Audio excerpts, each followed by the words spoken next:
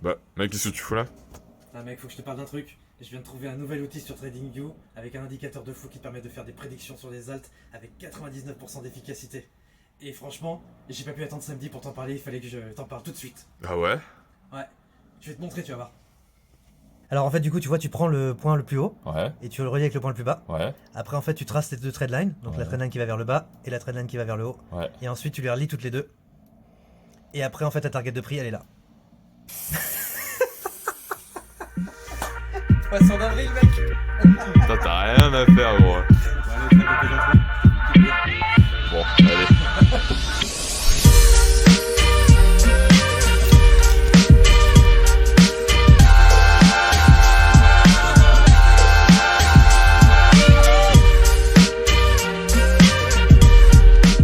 Salut les Kryptoniens, c'est Jorel, comment ça va? Toujours en direct de Shanghai pour ce nouveau numéro de l'Hebdo Crypto, la seule émission où on parle de bière et de crypto. Et à l'occasion de cette émission du 1er avril 2021, on n'a pas pu s'empêcher de vous faire une petite blague. Mais avant de parler de crypto, on va boire un petit coup. Alors on va commencer tout de suite avec l'étude du marché, comme d'habitude. Donc aujourd'hui, 1er avril 2021, donc on a une market cap totale qui est à 1 908 milliards de dollars. Et on a donc le BTC qui est à 59 485 dollars et qui la semaine dernière était à 55 032. Donc en gros, BTC a pris à peu près 4 500 dollars depuis le début, enfin depuis une semaine. Et on a Ethereum qui est à 1966 dollars et qui était à 1705 dollars la semaine dernière. Donc il a pris à peu près 250 dollars depuis une semaine. Du côté des progressions, donc on a le BTC en fait qui a pris 11% sur la dernière semaine et là il a perdu 0,28% sur les dernières 24 heures. Et on a Ethereum en fait qui a pris 23% sur les 7 derniers jours et qui a repris encore 6% sur la journée. Donc là on a le BTC avec une market cap qui est maintenant à 1 trillion 100 milliards donc 1100 milliards de dollars, donc 1 trillion 1. Donc c'est parfait, hein, c'est nickel. Ensuite on a Ethereum qui a une market cap de 221 milliards de dollars. Voilà, donc toujours voilà, là il y a du vert hein, depuis une semaine.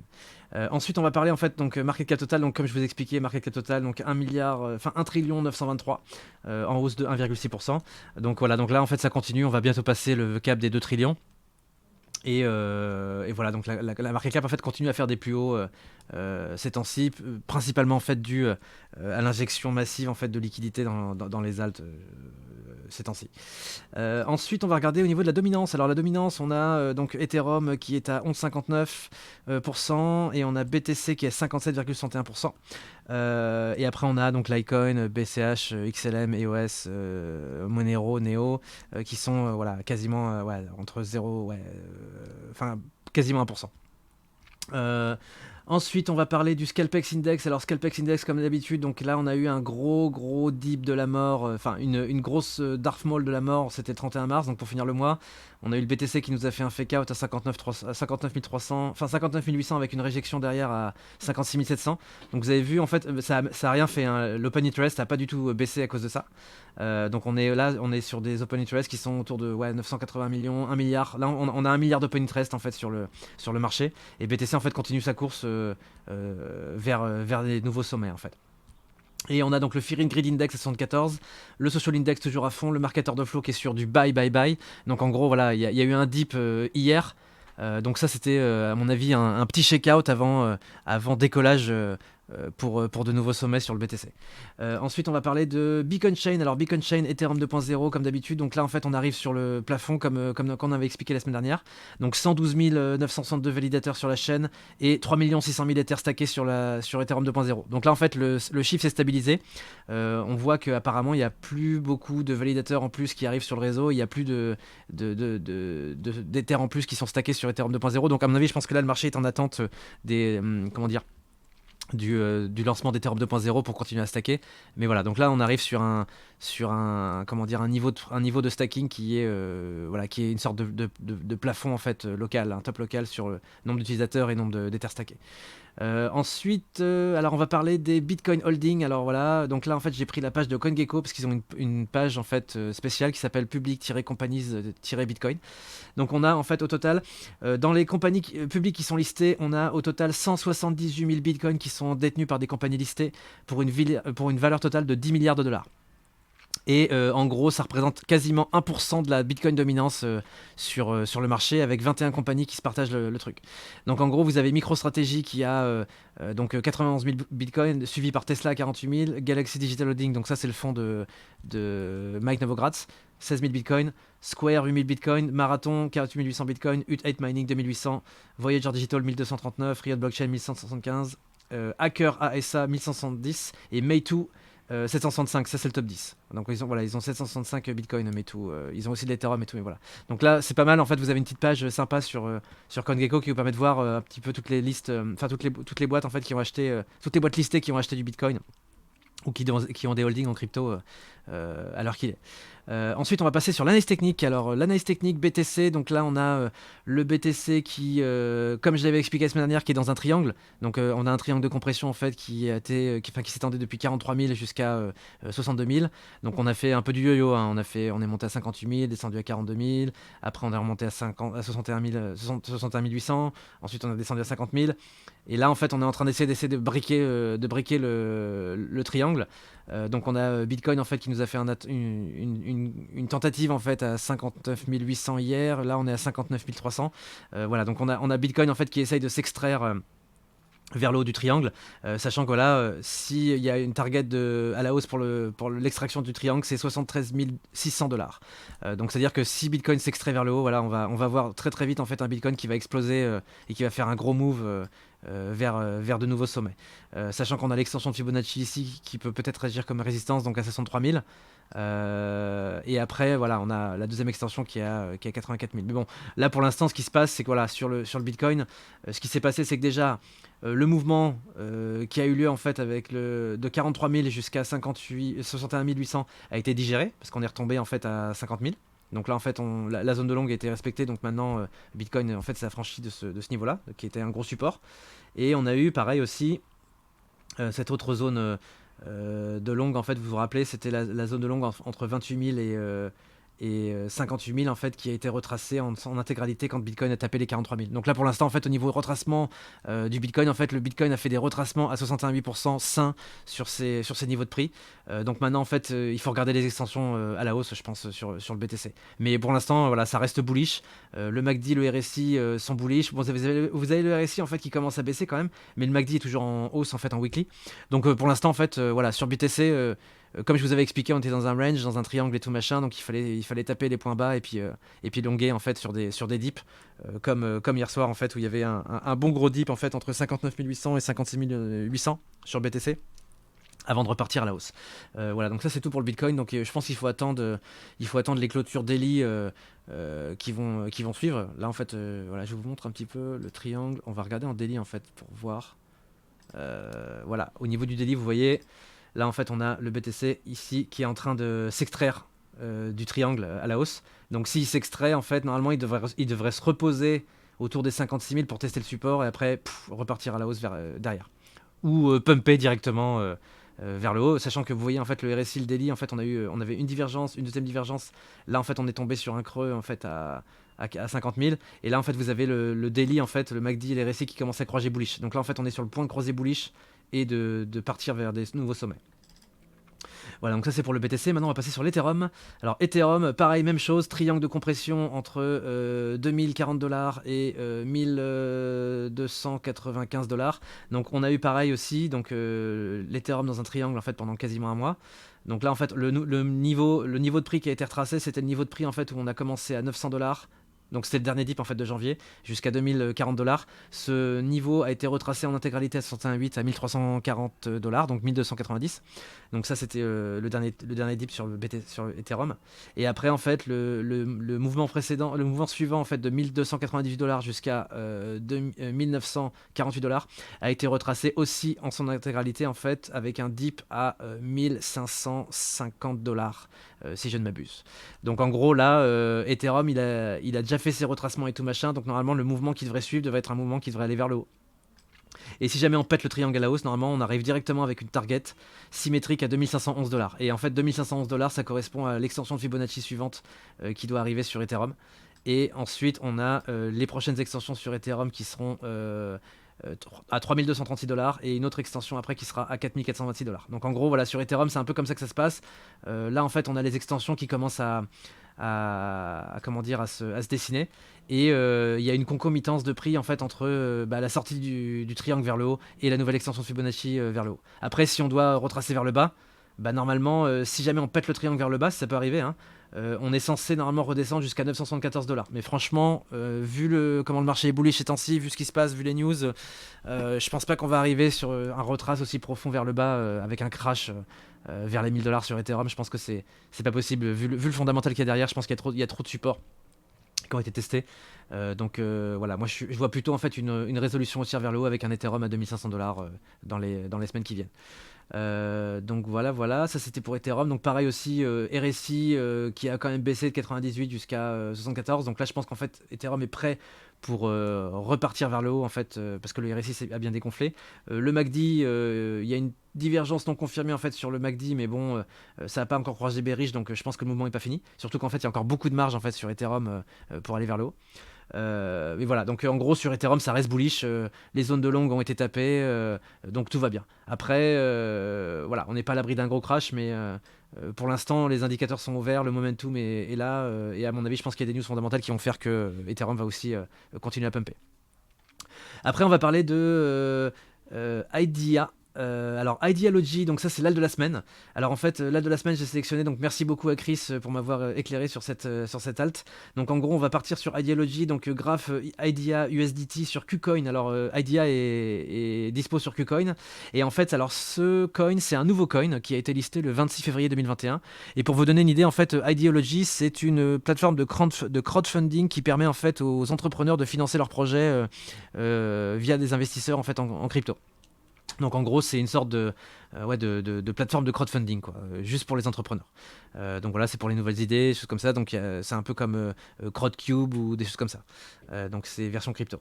Donc alors on va regarder sur l'analyse technique. Donc tout de suite, alors on prend la mèche d'ouverture. Donc mèche d'ouverture complètement immonde de 1 $ jusqu'à 0,42, enfin 42 centimes.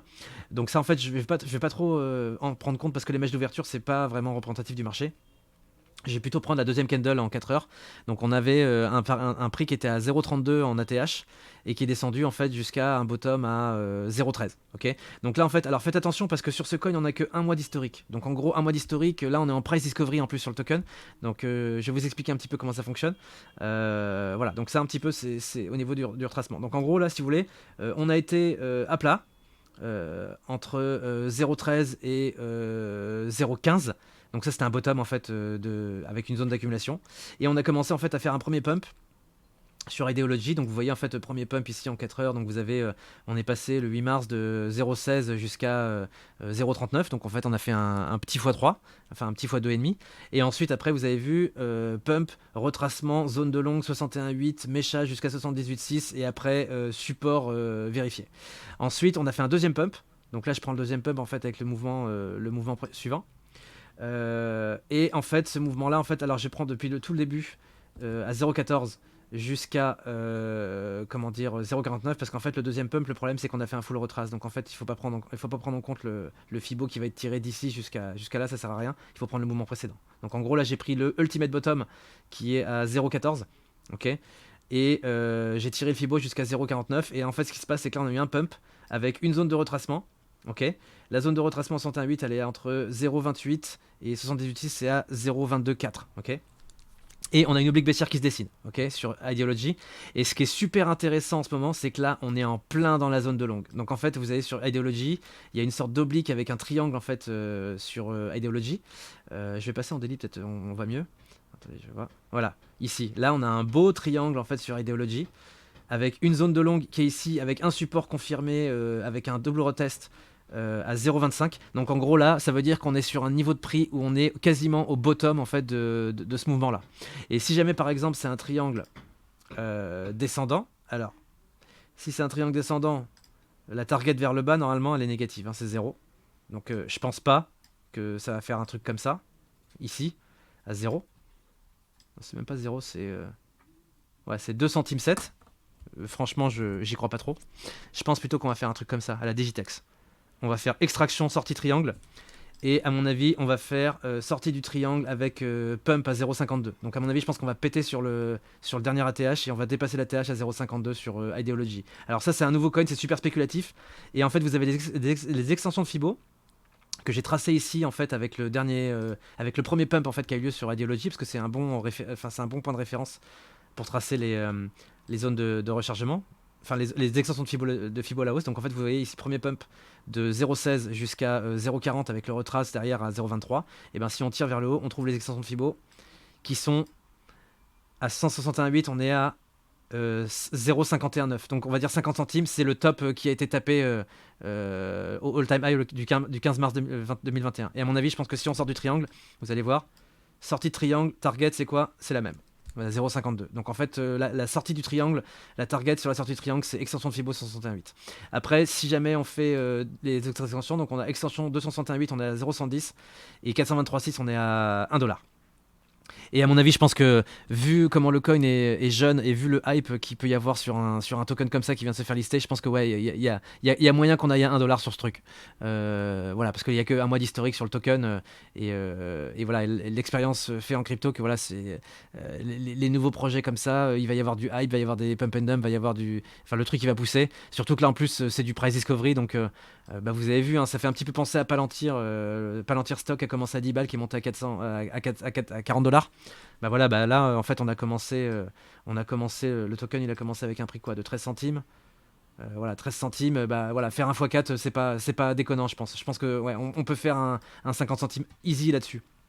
Donc voilà, et vous voyez en fait ici là on a un triangle de compression, donc le triangle de compression est en train d'arriver à sa fin. Et à mon avis, je pense qu'il va y avoir une extraction vers le haut derrière sur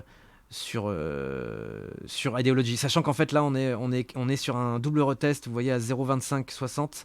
On a testé 2 fois ce bottom déjà, donc là à mon avis les vendeurs ils arrivent plus à vendre. On a eu un test bien sûr avec une mèche à 21,68, mais là pour l'instant depuis 2 semaines on n'arrive pas à casser les 0,25.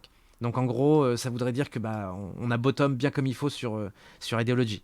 Donc voilà, donc j'ai fini pour l'al de la semaine et on va passer maintenant sur les blockchain stocks. Alors, les blockchain stocks, en fait, ici, alors on voit, je reviens sur le rapport. En fait, ici, voilà, le BTC à 59 300, donc 1385% de profit. Ethereum 1957 à 2249% de profit. Et voilà, dans le classement, donc on a Marathon à 12 000%, Riot à 10 000%, Galaxy Digital 4600%, Hive Blockchain 3500, Bitfarm 2200, Ut8 Mining 1866, Canaan 1100, Bitcoin Services 1100, Bitcoin Group 416 et eBank 200%. Et après on a MicroStrategy, donc MicroStrategy maintenant qui est à 753%, Tesla qui est à 973% et Meitu qui est à 193%. Donc en gros, pour la faire courte, si vous avez acheté le top, on va dire 1, 2, 3, 4, 5, voilà, si vous avez acheté le top 5 des cryptos, des mining stocks, donc en gros Marathon, Riot, Galaxy Digital Holding, Hive Blockchain et Bitfarm, vous avez surperformé la performance de Bitcoin et Ethereum depuis 381 jours. Voilà, donc après tout le reste, c'était pas forcément des bons investissements par rapport à la crypto, mais en gros, voilà, Marathon reste le leader incontesté avec Riot au niveau des performances sur les blockchain stocks. Donc à mon avis, je pense que si vous devez rentrer sur des Marathon ou des Riot Blockchain, je pense qu'il faut attendre un crash sur le BTC. Vous attendez un gros retrace bien profond. Et ensuite, en fait, vous rentrez sur Riot et Marathon, parce qu'en fait, Riot et Marathon, ils ont tendance à corriger, mais beaucoup plus que le BTC. C'est-à-dire qu'en fait, par exemple, si le BTC corrige de 10%, Marathon et Riot, ils vont corriger de 30% quasiment, ou 20, 25%. Donc les mouvements sont beaucoup plus forts sur les blockchain stocks plutôt que sur le marché spot en lui-même. Voilà, écoutez, voilà, j'ai fini pour les blockchain stocks. Merci beaucoup. Et maintenant, on va passer sur les alts de la semaine, enfin sur le CoinMarketCal, excusez-moi, de la semaine prochaine. Alors, donc voilà, CoinMarketCal, donc on a la semaine prochaine, qu'est-ce qui va se passer? Alors on a pas mal de news en fait en avril, bien sûr. Donc en gros, là ce qui se passe sur CoinMarketCal, on a sélectionné 1, 2, 3, 4, 5, 6 news pour la semaine prochaine. Donc on a, alors, première news, c'est Engine Coin qui va lancer en fait JumpNet le 6 avril. Donc en fait, Engine Coin, ce sera en fait un réseau qui permet en fait de lier qui va faire le pont en fait entre plusieurs systèmes avec des transactions avec une très haute vitesse et en fait avec ça, vous pourrez faire en fait des transactions gratuites, instantanées, on-chain en fait, sur Engine Coin. Donc ils vont lancer cette nouvelle upgrade voilà, le 6 avril 2021. Ensuite, on a FunctionX sorti du placard. Donc en fait, FunctionX c'est le deuxième token de PundiX. Donc vous avez PundiX en fait qui est NPXS et vous avez FunctionX qui est F2X qui est en fait la blockchain de PundiX. Et en fait, FunctionX vont commencer en fait à lancer le stacking à partir du 6 avril jusqu'au 15 juin 2021. Donc si vous avez du FunctionX, en fait, vous pourrez le stacker sur le X-Wallet à partir du 6 avril 2021. Et prendre vos stacking rewards tous les jours sur FunctionX. Ensuite, pour ceux qui ont un petit peu faim, PancakeSwap va nous envoyer un token burn le 10 avril 2021. Donc en fait, ils vont faire le plus gros burn de gâteau de toute leur histoire. Donc voilà, donc ils vont brûler du cake. Donc voilà, donc il va y avoir un gros burn sur PancakeSwap. Donc à mon avis, je pense qu'il faut s'attendre à un pump en fait d'ici le 10 avril à cause du token burn de PancakeSwap. Ensuite, dédicace à Kalel en fait, qui a du Wink en fait, le Wink qui est le casino de Tron ou TronBet ou ce genre de choses. Donc en fait, Wink va relâcher en fait le 1er avril ou un peu avant des nouveaux slots. Donc en fait, ils vont faire des nouveaux jeux en fait sur le casino et ils vont ajouter voilà 6 nouveaux jeux sur le casino Wink. Et voilà, donc la réponse s'est pas fait attendre. Vous avez Wink en fait qui a pumpé de 41% suite à l'annonce de cette news. Voilà, donc je rappelle Wink, casino en ligne de Tron. Vous pouvez stacker du Wink et stacker du Tron aussi sur le casino et récupérer des stacking rewards, sachant que Wink c'est un des trucs les plus qui rapporte le plus en fait en stacking sur le réseau Tron. Ensuite on a Toss Labs qui va lancer en fait une IDO. Donc en fait Toss Labs c'est une plateforme en fait de décentralisée en fait qui permet de faire des Initial DEX Offering, donc Initial Decentralized Exchange Offering. Et donc en fait ils vont lancer leur launchpad et ils vont faire une IDO, une plateforme IDO le 5 avril 2021. Donc en fait c'est une plateforme sur laquelle les nouveaux tokens pourront lancer leur levée de fonds sur TOS 10. Donc 10 sur la ticker DIS, voilà, le token a pumpé de 15%, il a quasiment $200. Donc voilà. Et ensuite on a pour finir Basic Intention Token. Donc en fait c'est BAT qui va lancer en fait une deuxième collaboration de NFT à partir du 1er avril 2021. Donc ils vont envoyer, c'est Brave et Gala Games qui vont faire leur deuxième NFT collectible physique. Donc en gros ils vont faire un collectible NFT physique, voilà, et c'est leur deuxième. Donc voilà, donc écoutez, j'ai fini pour les news de la semaine. Merci beaucoup de nous avoir écoutés et trader en toute sécurité. Voilà. Voilà, c'est fini pour aujourd'hui. Écoutez, j'espère que vous avez aimé la vidéo et en attendant, n'hésitez pas à nous lâcher un petit pouce bleu, à vous abonner à la chaîne et à laisser des commentaires dans la section ci-dessous. Et n'hésitez pas aussi à taper sur la petite cloche pour recevoir les notifications de lorsqu'on fera une nouvelle vidéo. Et aussi, si vous voulez faire des donations pour supporter la chaîne, n'hésitez pas à nous envoyer sur les adresses Ethereum et Bitcoin qui sont dans la section ci-dessous pour qu'on puisse s'acheter plus de bière et faire plus d'émissions. Et en attendant, à la vôtre et bon week-end.